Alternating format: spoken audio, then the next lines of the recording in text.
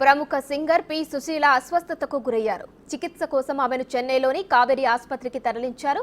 ప్రస్తుతం ఆమె ఆరోగ్యం నిలకడగా ఉన్నట్లు తెలుస్తోంది. గత కొంతకాలంగా సుశీల అనారోగ్యంతో బాధపడుతున్నారు. 50 సంవత్సరాలు పైబడిన తన సినీ జీవితంలో తన చక్కని గాత్రంతో ఎంతో మధురమైన పాటలు పాడారు. తెలుగు, తమిళం, కన్నడ, మలయాళ, హిందీ, బెంగాలీ, ఒరియా, సంస్కృతం, తుళు, బడుగ, సింహళ భాషలలో 50,000కు పైగా గీతాలు పాడారు పి సుశీల. ప్రాంతీయ పురస్కారాలు అందుకున్నారు సుశీల.